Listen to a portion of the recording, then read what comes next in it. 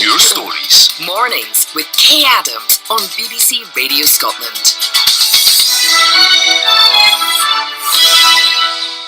Rossie Stone is a graduate of Duncan of Jordanstone in Dundee, but through his school years he struggled to learn because of his dyslexia.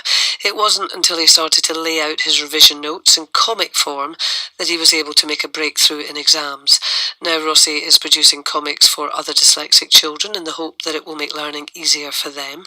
So if you're dyslexic or you have a dyslexic child, what helped you? 08085 92 95 00. And how much help did you get? Was it a struggle, or did you get the support that you needed? You might be going through that struggle right now. If you are, do get in touch. You can text 80295 or you can email k@bbc.co.uk. And what about getting a diagnosis in the first place? How smooth or otherwise was that process? Give us a call. Are you dealing with dyslexia? 08085 92 95 00 is the number. Rossie Stone is with us now. Good morning, Rossie. Morning there. Good morning. Tell us about the comics then. Well, essentially they turned the school curriculum, namely for ages 8 to 14, the sort of key stage 2 area, late primary school, early secondary school, they turned the curriculum information there from maths, English and history and such into comic strip stories, just so that it's naturally more engaging to draw young readers into it, more motivating to read, easier to remember because you have a fun picture and a point of story to remember it all by. And based on my own experience where it comes from, but also the tests we did and the reviews we've had since, it seems to be especially helpful for children with dyslexia. Right, so tell us how you came across this method then. Well, when I was at school, I had dyslexia, of course, and school was just a very difficult place to be a lot of the time, just because I wasn't able to do a lot of the work. 90% of the schoolwork seemed to be presented in worksheets and textbooks, and the ability to read, write and listen was very important, and I seemed to have a real problem with processing information.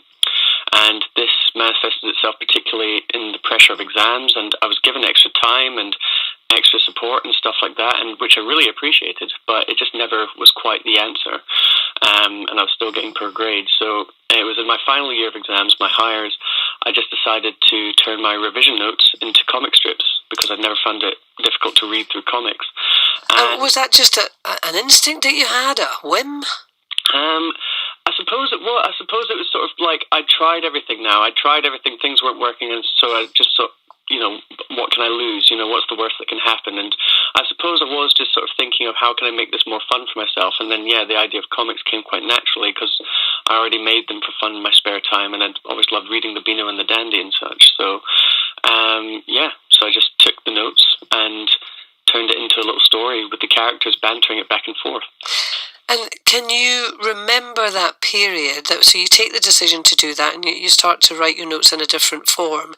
I mean, was there a moment of revelation that you thought, oh my God, it's going in? Well, actually, after I'd made the first one and was actually reading it back, that was the extraordinary thing, because I had guessed that this would be more fun to make and more fun to do revision this way, but when I found out I was actually enjoying remembering it and the information was staying in and I was understanding these systems, that was exciting. It was modern studies, so there was a lot of political stuff I had to revise for, so I was drawing funny pictures of Alex Salmond, or like doing the Scottish cabinet, presenting that as an actual filing cabinet in my cartoon and stuff, and that just seemed to, just out of using daft humour and visuals, that just seemed to make me understand it a bit better, and it clicked in a way that it wasn't clicking in class.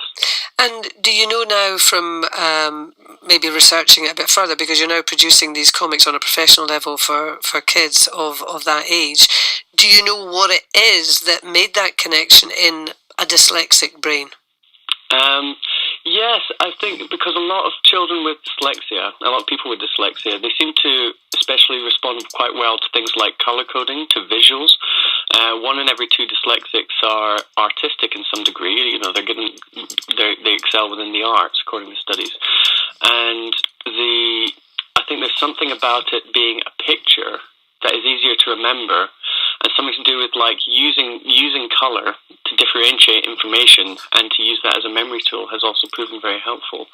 So whereas I don't quite understand the exact science behind it, as in what's going on in the brain there, but I know what kids are responding well to, and they respond well to things that are more sensory and allow them to use their senses more than just relying on the singular skill that is reading and digesting words. Right. We've got Scott on the line, Rossie, who I think his daughter has dyslexia. Good morning, Scott. Hi there, Kate. Hi, how are you this morning? I'm good, thanks. You? Yeah, well, I'm good. I'm probably not sounding very good, but I feel fine. So your daughter was diagnosed recently, was she? Yeah, about maybe a year or two ago, she was in a school, one of the local schools, and it was a Gaelic school, and she was getting mixed up between the two languages and really struggling. Mm-hmm. So eventually we got some support, and she went through the diagnosis process. And so we actually took her out of that school to focus solely on English. Mm-hmm. And but the difference in the support that she's had in this new school has been pretty massive. And it's interesting to hear about the creativity side, because she's just recently won an award for her creativity in the school. All right.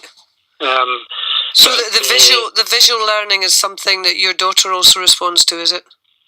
Oh, absolutely. She loves the Marvel comics. She loves anything that's short and snappy. She loves that. It can be short text messages, or it can be anything kind of Snapchat. There's a kind of creative picture behind there with short text. She loves Marvel characters, and she does. She's very artistic and very creative. So what kind of support is she getting at school now? I mean, it sounds as if you're having a good experience now. Yeah, now the teacher now, he said, never mind your spelling. It doesn't matter what your spelling is like. Just be creative, write a story, draw your pictures around that story, and our confidence just shot up. And so she's a lot more creative. She's a lot more confident. And she doesn't. It used to be that she would hide her work, or she would hide away from reading. It would be tears to get her to read something, or she would be really upset, until she was diagnosed, and then she started to understand the process. Yeah, so it's not just the learning process and the frustration, it's the spillover effect into the way they feel about themselves, and their confidence and self-esteem. I mean, Rossie, how was the experience of being diagnosed and having dyslexia for you? Well, I think what Scott's saying about his daughter is wonderful, and it hits home to me very much, because that's very much what I felt as well. It's like it's not just the struggling with the work, but it's the feeling that you're getting things wrong all the time, and that it's not just classmates and such maybe calling you stupid. It's actually feeling stupid in the school system because you're not good at the work that's presented to you and made to look like it should be second nature. So these things that did lead me to think bad thoughts about myself and have a sort of low self-esteem image. Did you not say that your school, and probably better if we don't name schools, but was supportive? Oh yeah, particularly my secondary school. There was a lot of support. Absolutely. But that's the sort of thing. It's like the support, at least in my case, it was for some people, but it was never the answer for me. It didn't change my grades very much, and it still led to looking daft in class and stuff. So although they were supportive, they weren't all able to offer an alternative way of learning. No, it was still trying to get me good at the conventional way. Right. Which only seemed to only go so far. Well, Rossie, I'm afraid I'm going to have to out your mother at this point. I've been trying to keep her under wraps, but I feel I've got to now. Rossie's mum is Rossie's mum. Rossie is a 26-year-old man, so I feel a bit silly saying that. But it says Sally Magnuson, colleague at BBC. Good morning, Sally. Good morning, Kate. Rossie's mum. And that's exactly putting me in the place I should be. Yeah. So, I mean, as a mum, Ross, obviously a grown man who's made a success of these comics and things, moved on, but going back to, when he's 11 and 12 and struggling, I mean, how is it to be the mum and see your child struggling that way?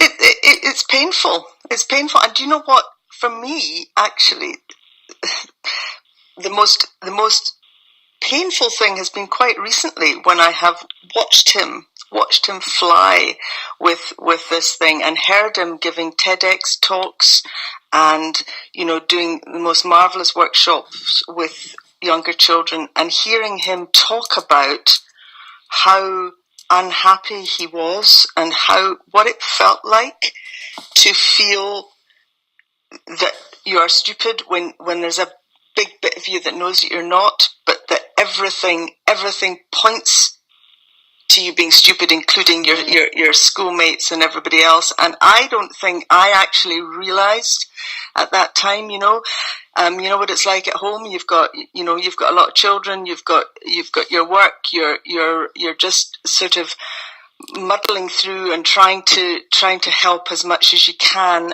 And also you are a wordy person.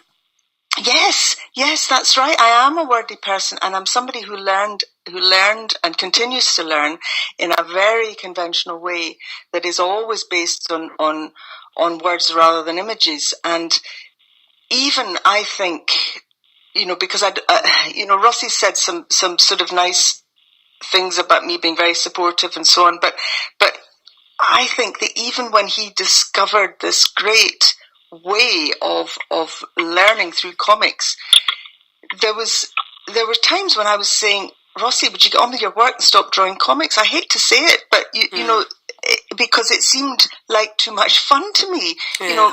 I who had swatted for my hires in that very sort of prissy way of reading a book and then writing notes that were almost as long as the book and underlining them in three different colours of felt tip pen, and that to me was you prepared for an exam, and here was he drawing sort of really funny pictures and taking ages colouring them in, and I'm going, Rossie, come on, the exam's tomorrow. What are you doing? And it took him to teach me that is how he learns. And it's that fabulous insight, and from which I am still learning as I watch in awe and admiration what he's able to share with other people. So when you asked me about what it was like then, yes, I ached for him. And I tried to be as helpful as I could and as encouraging as I could. And I sat down and I asked him his French vocabulary and, whatever it might be, kind of endlessly, with that sort of dull feeling that, we've just spent 2 hours on this and I don't think he remembers anything. And this is going to be awful. I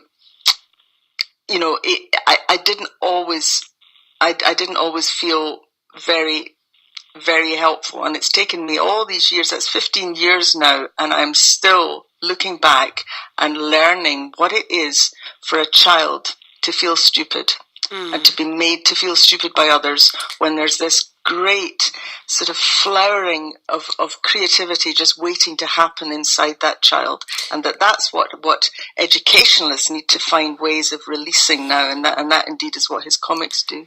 Well, I'm sure your experience will chime with lots and lots of parents out there, and as you say, thankfully Rossie did find the way to help him learn and has now gone on to make a great success. But for a lot of young people who never find that way or never given the support to find that way, then maybe their potential remains unfulfilled, which is obviously a tragedy for them and a great sadness for their families.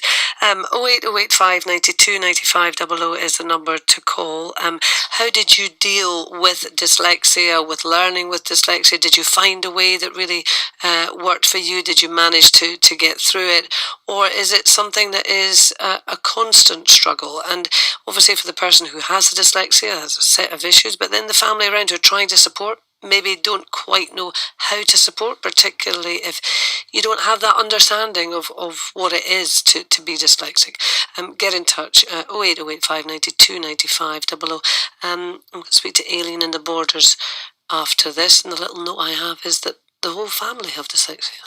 What I came into politics to do, I found very difficult to progress as the leader of the party. Edie's next guest is Kezia Dugdale. There's undoubtedly occasions when I look back now and think I didn't particularly like myself that day. Kezia talks about coming out. So maybe that journalist did you a favour? Oh, undoubtedly. And I don't have any animosity towards that. How opposites attract. Jenny, who tells me that you were both very much in love. I don't think many people would expect there to be a romance between Labour and the SNP in any other aspect of our lives.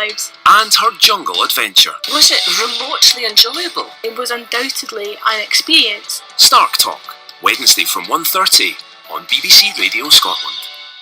Get in touch with BBC Radio Scotland. Call our free phone number on 08085 92 95 00. You can text on 80295. Network charges apply.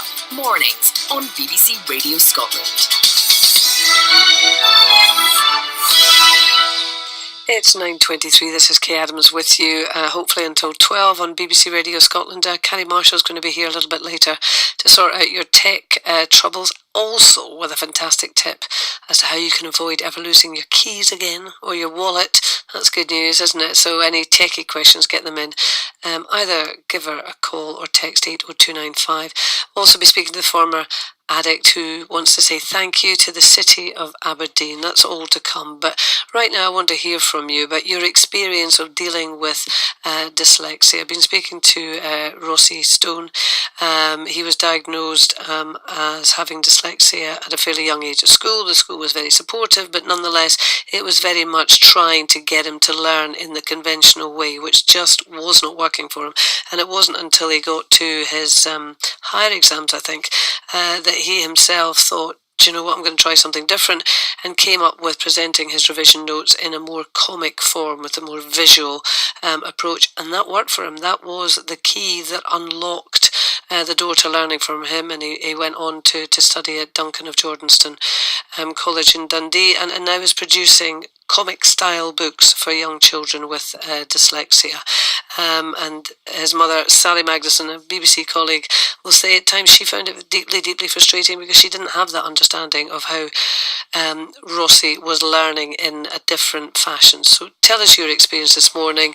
Did you get the help that you felt that you needed? How did you get through? 08085 92 95 00. Aileen, morning to you. Good morning. Good morning. And this is an experience that you share, yeah? Absolutely. I totally get all the callers who have called in. Just exactly how I feel now.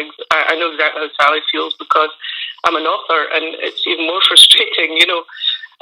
But my husband didn't know he was dyslexic until our son was diagnosed, and he didn't talk about it, but he described it as being standing on one side of the street where the whole world was on the other. So there's this, you know, disassociation, I think, you know, that dyslexics feel. It's incredibly frustrating. And do you think it limited him in his choices in life? Well, not really. We're a farming family, and we've got lots of dyslexics in our family. And farming families do have a tendency to have dyslexia through the generations, maybe because we've all married into each other or whatever. But there is a propensity for dyslexia to be in families. And the frustrating thing is some siblings have it and some don't. And in the case of my son, he struggled through school, and dyslexia isn't always about reading and writing. It's about how you process information. And he just found the whole school experience, apart from the social side, he was very social, he played rugby, he played sport, whatever. But really, to be quite honest, it was a complete waste of time. He just didn't get it at all, and yet he was very bright. And what was the response of the school? And probably better if I just say generally, if we don't mention schools, it will be easier because it's probably changed since then. No, sadly it hasn't. But the problem we've got is I was approaching teachers who were very good, very supportive. And I was also speaking to other teachers who actually didn't believe dyslexia existed. So what I was in, and not just me, many parents I know, because I've worked with other dyslexic parents and talked to them online, etc. And I found that lots of teachers were frightened to raise the fact that your child was dyslexic, and were actually told not to call these children dyslexic. And the idea that to get them out of school as quickly as possible. And I found that incredibly frustrating in that, And what was the thinking behind that, Aileen? Well, I think it was just a mere support thing that, they just didn't want it. I mean, I spoke to teachers who were very frustrated themselves that they couldn't implement many of the ideas that come from the likes of Dyslexia Scotland and indeed the government. They could not do that because they didn't have the time, and they didn't have the support mechanism, and they didn't have the support from others within the education system. So that was frustrating for them. But the frustration for me was that my child was sitting, essentially in the sidelines and was bored. And you'll find that an awful lot of dyslexic children are disruptive because they're bored out of their mind, especially the boys. Or those children become very introvert, as we've talked about earlier, that the child can go within themselves. As it happens, my child was extrovert and survived. But there's many who go introvert and who really suffer for the rest of their lives. I mean, Rossie, just to bring you back in, I mean, obviously you're now in this world in a different kind of capacity. Mm-hmm. What are you finding in terms of a kind of openness to young children having a different way of learning and the education system supporting that? Well, to me, it just seems a lot more open, and it's getting more open, each year. Like, I certainly think schools are trying a lot more to integrate new ways of learning and such. And even when I was young, I didn't feel ashamed or afraid to mention dyslexia. I feel sorry for people of my mum's generation who, if you were dyslexic at school, I think you would have just been immediately branded as stupid or dim, and that was it.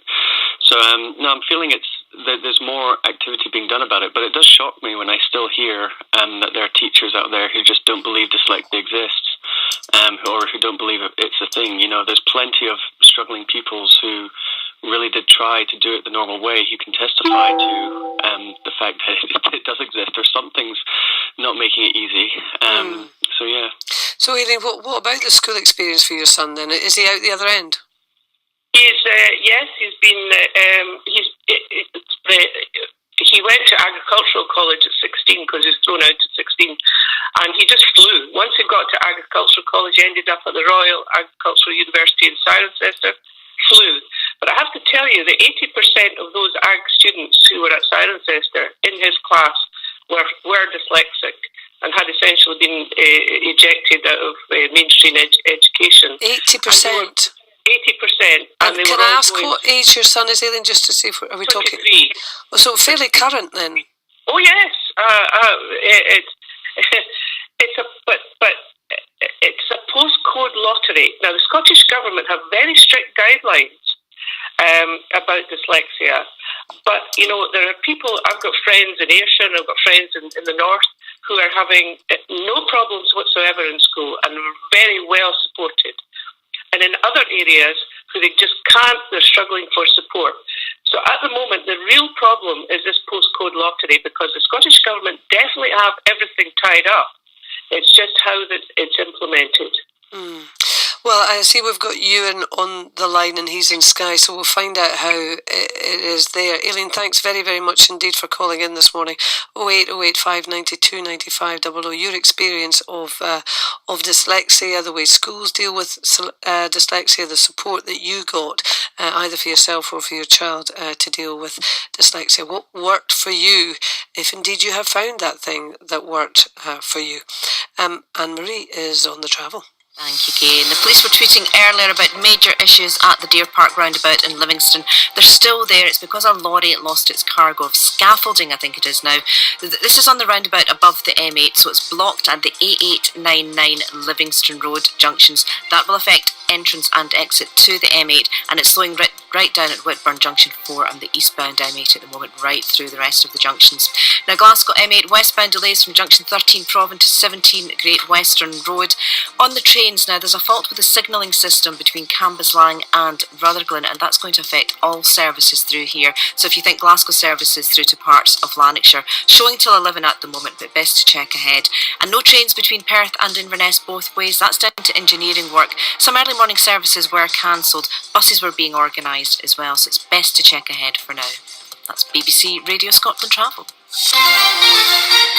Thank you very much, Anne-Marie. It's 9:32. This is Kay Adams with you through till 12 on BBC Radio Scotland. The voice is feeling good. It might not be sounding good, but it's feeling good. I might burst into song at any moment. The Hills Are Alive is one of my favourites. I might save that until 10 o'clock. After 10 o'clock, Carrie Marshall's going to be here to help you sort out your tech troubles. So any questions that you have, do get in touch, 80295. And get in touch with your experiences of dyslexia through the school system and beyond. Texting here saying, my 13-year-old has just been diagnosed this month. She has been tested by an optician. We were told she has visual stress. She had a 35% improvement in reading with a yellow overlay. When she put the overlay on a book, my daughter said the words stayed still. She didn't know they were meant to. She'd been struggling for such a long time. It did make me think it'd be worth trying other kids with overlays now and again, or as part of an eye test to see if they notice a difference. Certainly I do have a friend's child who's got a special pair of glasses, I think, that put a blue tint in it.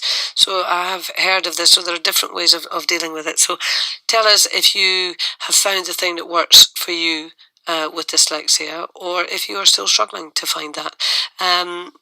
Ewan, good morning, Ewan. Good morning. Good morning. And you're in Skye, yeah? I know I grew up in Skye. I live in Glasgow now. Oh, right, okay. So do you have dyslexia, Ewan? I suffer from dyslexia myself, and my son, who 9 years of age, suffers from dyslexia. Right. And the much difference between his experience of primary school and my experience of primary school are two different worlds. Growing up in Skye, you were in school, you were classed as a lazy child. There wasn't recognised. You were forced to try and learn like everybody else. But it just didn't sink in, and their self-esteem and everything became very low. The only thing that saved me was I was good at sports, and I think that's prevented the bullying from occurring. So what impact did it have on you then, Ewan? I reneged from writing anything down, reading anything. I had a thirst for knowledge, but it was all to do with mechanical, sort of encyclopedia sort of stuff, that sort of thirst for knowledge, but I didn't want to learn. I never read a book ever in school. But I always had a thirst for knowledge, and I picked up knowledge from other stuff.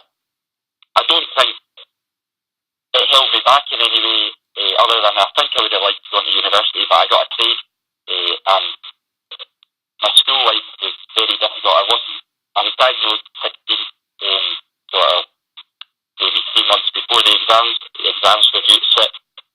I sat a test. I wasn't advised what the test was. I went into a room, sat a test with somebody, came out saying I was dyslexic, and they said you can have a reader and a scribe to the exams, there you go. And I automatically thought, well, you can't have that for English, so I better do English on my own. I chose one for physics and one for craft and design, subjects that I was actually very good at. And but I had a trade to go to when I was 16, so I more or less rejected myself in school at the first opportunity. But when I went to college. It was recognised in college, and I absolutely failed at college. But my son, who's here in East Gloucester now, my son has a world of different in terms of support and different forms of learning that they encourage us to do, to the point that they don't want to give him a full test at the moment to knock his confidence, but he's starting to develop strength. I think it's important to say that for every disciple, for the problems they have an immense strength from him that they have to find. Yeah. That's been my sort of... How old is your son now, Ewan? He's 9. And he's 9, so I'm primary 6. At what age was he diagnosed?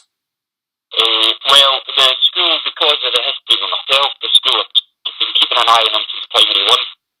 And he went through, the school said that they would keep traditional teaching methods until primary 3. And if they didn't show, because he might have just been a wee bit slow in picking up, but if they didn't show signs of learning by primary 3, then they would change everything. And that's basically what they've done. So, I mean, it sounds very much as if the school is on it there and doing its very best to make sure that your son has a good experience. Regular meetings, maybe twice a year, with the educational psychologist for East Gloucestershire. We have meetings with the teachers, learning support. They tell us what Rory's learning plans are, his objectives, everything. I mean, the experience of that. I left school in 92 at the age of 16. And I think even back then, it was recognised that it was kind of very much a sideshow. If a teacher had some interest in it, they'd maybe deal with it, but if there was no interest in it, then... Yeah, it was moved on. Well, we heard from Aileen just a bit earlier. She was saying that she feels it is a bit of a postcode lottery, though obviously your son, thankfully, Ewan, is having a really good experience. I'm going to speak to Steve McHugh, who's a dyslexia inclusion specialist and a social entrepreneur. But just before I do, Steve, if you don't mind, somebody's asked me to ask a question of Rossie. Angus asks, have you considered spell check? Does spell check help you at all, Rossie? It does actually, particularly when I was growing up in school. You know, the red squiggly line was a very frequent visitor to my writing. So being able to just sort of correct spelling there was helpful. It wasn't helpful with speed because it meant I kept on having to go back, right click, and correct the words and all that stuff. But it certainly was helpful. Typing was produced a better final result than my handwriting did, and also it was a bit faster too. I mean, so when you went back, and I'm just trying to get my head around it as well, it's a sort of different way of taking in information. When you see the red squiggly line and you go back and you think, well, clearly that's telling you that that's not spelled correctly, and you sort of click, it is correct. Did you get it? Why it was wrong in the first place and why it was correct now? I think I did. It taught me a lot of my spelling rules, like spelling things like suspicious with the OUS and relation, the TION, that kind of got drilled in through that process. So yeah, I do think it was helpful. Right. Okay. Steve McHugh. Good morning, Steve. Hello.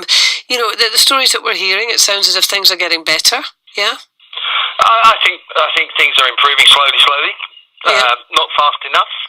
I recently did a little bit of research about with adult dyslexics, asking them about what age they were assessed, and many of them, only about 20% of adults were assessed as dyslexic at school. So that means basically 80% are going through their entire experience of school unassessed. And with all that implies how that impacts on their ability to look for work, to get a job, and whatever, and impact on self-esteem and self-confidence. And as you say, many dyslexics are bright individuals. They're very creative individuals, and it's a waste of their potential.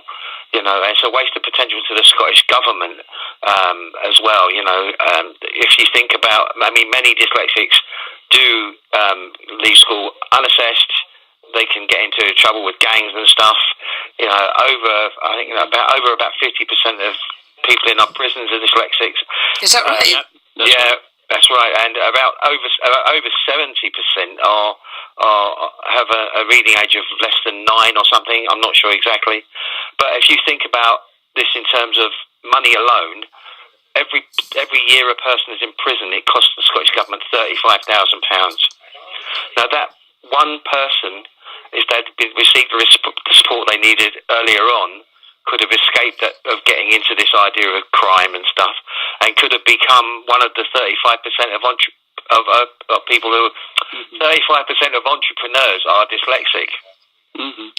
And that being because they've had to choose an unconventional path. Well, yeah, absolutely, and also, yeah, because it's very difficult. If you can't access an application form because your writing isn't good. I mean, my writing's like a 9-year-old. And without access to a computer, I'd never write anything, a funding bid or anything like that. I'd never got my degree without access to a keyboard. So when were you diagnosed, Steve? In my second year at university. Right. Okay. Mm-hmm. So I left school with no qualifications. I was one of those kids who ran with the gangs and drugs and stuff like that. I was an angry young man for quite a long while. And many dyslexics, especially kids, males, end up like that. And at what stage did you go to uni? What? Well, what stage did you go to university? Well, I became a musician, and I left music, and I went back to school, and I got onto an access course when I must be about 34, and then I passed that, God knows how, managed to get into a Roehampton University, and there I found out about disabled students allowance, and was given access to a computer and assistive technology, was given an assessment for dyslexia. And as it happens, the assistive technology didn't help me. The keyboard was fab. But the thing about being assessed is that it enables you to put things into context, to go back to school and say, it wasn't because I was a stupid.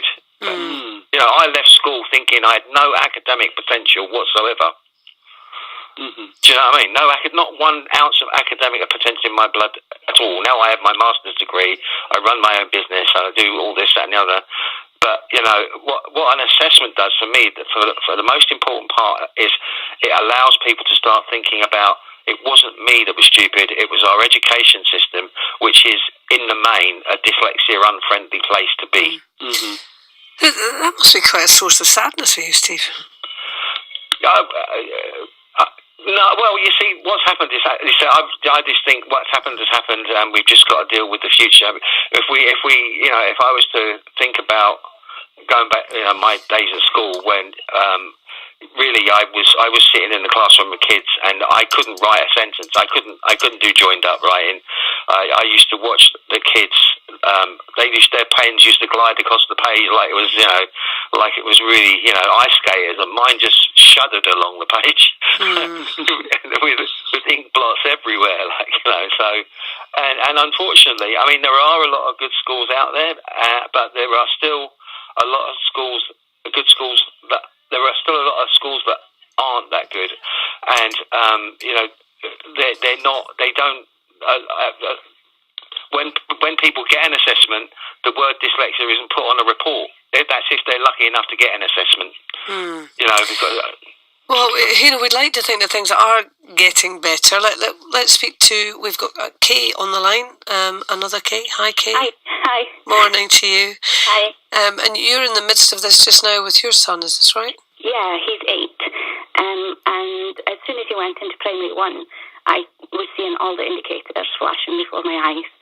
And spoke to his teacher about it periodically, and got told primary 3 was the magic year. He got to primary 3, then he had to be age 8. So it's kind of been a long battle of meetings and emails, and just constantly felt like I was being put off, and that I kept being told that it was far too early to assess, and early recognition and giving a child a label is not a good thing. Okay. But I continued to battle, and hopefully we're looking at a recognition by September. Right.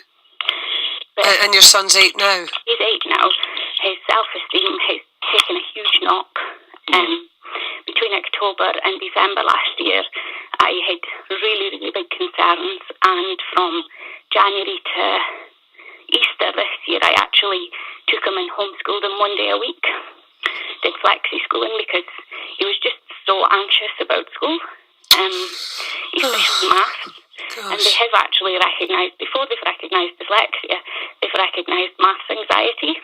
Mm-hmm. And so they're helping him slowly with that, and they're giving him practical maths to do. And they did the Scottish Government introduced a maths programme called SEAL, and that's all very tactile, very practical maths, and he really excelled in that. And then when we tried to put him back into class maths, they set a worksheet in front of him, and he just burst out crying and didn't know what to do with it. So he's still being, presented with worksheets that you just don't. They're doing lots of things for him individually in the classroom, such as giving him an alphabet arc so he can check which way around he's supposed to write a letter, or a number line so that he can check which way around to write a number. 7 is a big one, always goes the wrong way around. Can I say something to this? Yeah, go on. I was just going to say... this is Rossie. Oh, sorry, hi Kate. I just want to say, I really thank you for sharing that about your son, and I just want to say that, the self-esteem does take a huge knock with this thing when it's not properly addressed. I grew up very anxious and nervous as a result, particularly in the school setting, because of this very sort of stuff. I was lucky. I did have a very supportive school, and of course, like you, I have a supportive mother. I got diagnosed early, and to Steve's point, there are so many. I've done work with prisons where I've spoken to so many men who went through a disillusioned experience at school, and because they were so disillusioned and so didn't want to face the pain and stuff they were getting at school, they did end up falling in wrong crowds and stuff like that. So this is it's an issue that goes beyond what grades you get in your exam. It's a lot of it is to your view of yourself, your vision of yourself, and what you believe you're capable of. And these comics that I make, these Dekko comics, their whole thing is not just about making education more accessible, but what I try to do is use entertainment as a communicator, because entertainment by nature is a lot easier to engage with, and when kids are enjoying what they're reading and as a result are getting a few more things right, or feeling that they're understanding it, that gives them a bit of their confidence back. Like I went into that exam when I used these comics for myself, feeling good about myself and not actually caring what I got, because at least I felt good about the way I'd revised. It felt good about myself, and at least it felt like it had gone in. And then as a lovely bonus, I got a good grade. But it's not just about finding a way that works. It's finding a way that you can enjoy and connect with the good emotions of learning. What about the point that Kay makes, and this is a difficult point, isn't it, that the school's saying you don't want to label too early? How do you feel about that, Rossie?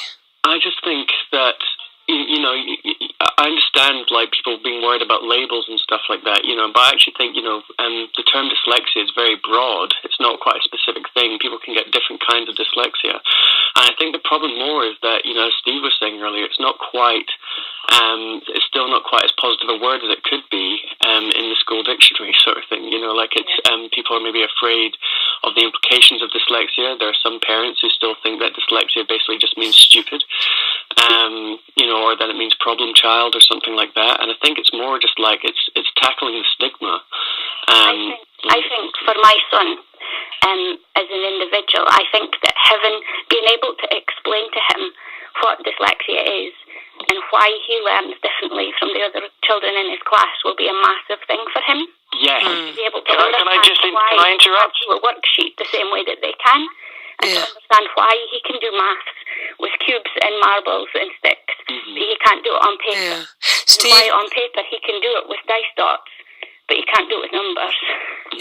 But he can do it. Yeah, he can do it, but he just does it a different way. But he gets the same outcome. So, and Steve, I think that if he could understand that, he would feel so much better about himself.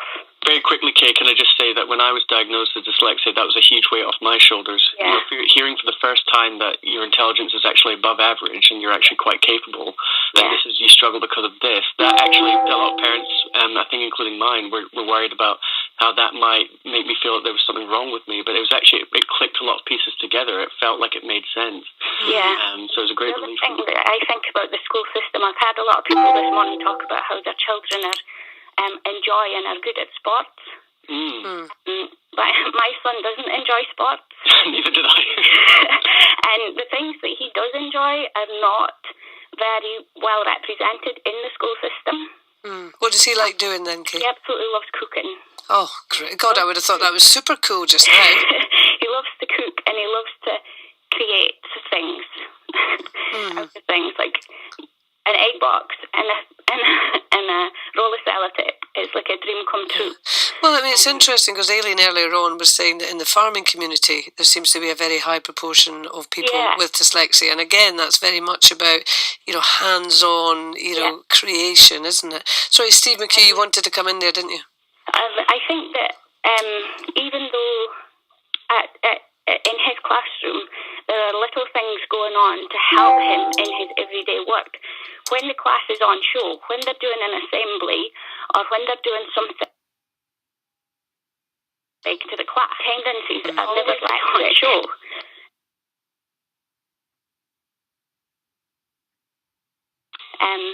his work goes up on the wall and he says, my writing looks like a P1.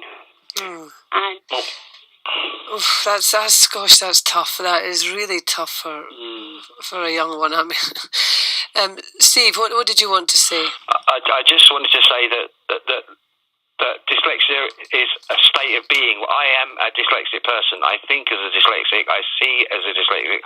I solve problems as a dyslexic, and I see it being dyslexic as very positive. And being given, I see dyslexia. Okay, you could call it a label, but not all labels are bad labels. As Rossie? Yeah, that's right. He said, it enables you to start putting your life into context, and it becomes an empowering thing rather than not knowing, and it's a disempowering thing, And the idea that we don't use, that some psychologists or whatever don't use the word dyslexia is crazy. You don't. I'm not saying that dyslexia is a medical condition, but you don't diagnose, a doctor doesn't diagnose somebody with cancer and then doesn't tell them, doesn't use the word cancer. It's ridiculous, because how can you start to deal with it? Well, I suppose that the suggestion is that you're being labelled and it's negative. I mean, you don't bother about a child being labelled sporty or labelled artistic or labelled, gifted in some way. So you have to say the label of dyslexia is just a label, and, it brings with it a certain set of, talents and assets like everything else. We'll speak to Robin after this. 08085 92 95 00. Tell us your experience of dyslexia.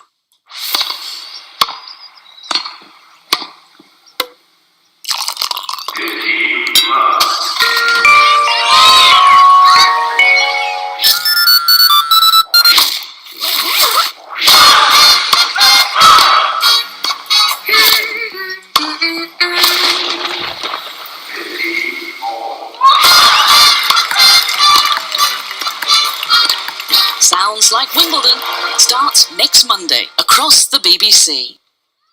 Mornings with Kay Adams on BBC Radio Scotland.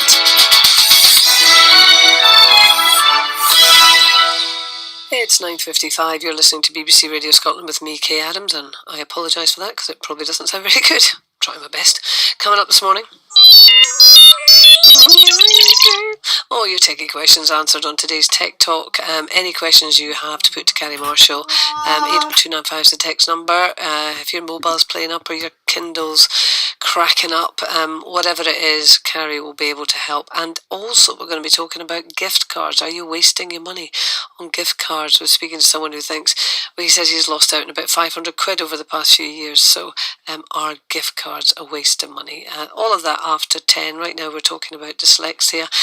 Looking at the text here, I'm an engineer, 36, left school, no qualifications, feeling thick, got no help at school. I'm now self-employed, still struggle to read a form, but find fixing and rebuilding machinery very easy, but I've never been tested. I read one book since leaving school, but if it's a technical drawing, I have got no problem making sense from ID. So how do you get tested? Yes, that question as to whether in adulthood, once you get tested. But let's speak to Robin. Good morning, Robin. Hi there, hello. Hi, Robin. Are you dyslexic, or you have an experience? That's right, yeah. I'm mildly dyslexic. I was diagnosed at school probably about age 8 or 9. And that was a huge help. And like a few other callers, I was very lucky to have a good supportive school. And the extra time that I got in exams and sort of extra support.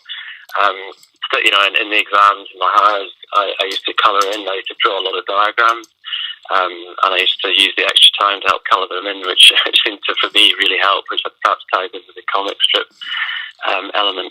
And I managed to get good enough hours to get into Glasgow School of Art and Glasgow University to do product design engineering. And it's fascinating to start on that course. I think at least 30, 40, 50% of the people had dyslexia or some form of difficulty reading. But these were people that have come through as sort of highly creative, highly innovative people through the system and managed to get through the system. And since then, I went on to start my own company. And just sort of reinforcing what a lot of people said already, it's amazing how I think a lot of people that have dyslexia, and it can be labelled as a disability. I see it totally the opposite, that these people are some of the strongest, most creative, most innovative people in society. You look at Steven Spielberg, he was dyslexic, Richard Branson, and these people that have a visual connection with what's going on. I think in the old days, a lot of them would have been the carpenters, they would have been the sculptors, they would have been the people that would built and created the world. So yeah, I now actually look at it as an employer as a very positive trait that people come to work with me. And you found going back to the labelling, as it was, but you felt as a child that was a positive for you. Well, yeah, I mean, obviously the word, and I think this is the problem really, is that people see it as a word that looks like a disability, and I think as people said, I'm sure there's a whole different spectrum of dyslexia, but certainly if your child has problems reading, look at what they're good at. And I like others have said, I think that the slight problem is that the school system rewards children that are good at the chalk and talk type learning, the stand up in front of the classroom and repeat after me type thing, and ones that perhaps don't learn in that way, learn in a more practical, hands-on way, tend to suffer because the school system is really 100 years old and hasn't adapted to look for people's abilities in other ways. Yeah. Robin, listen, thank you very much indeed. I'm just quickly, Steve, this has got to be the quickest thing if you're there. Yeah. Getting diagnosed as an adult, is it worthwhile doing? If you can afford it. The problem is it's a lot of money. 200, 300, 360, something like that. Right, okay. It was just that last question that came in asking, how you get diagnosed as an adult. We'll get some information on that and put it up on our Facebook page if that's something that you would like to explore. Rossie Stone, thank you very much, and Steve McHugh, everyone who's called in this morning, really appreciate that. Tech Talk coming up.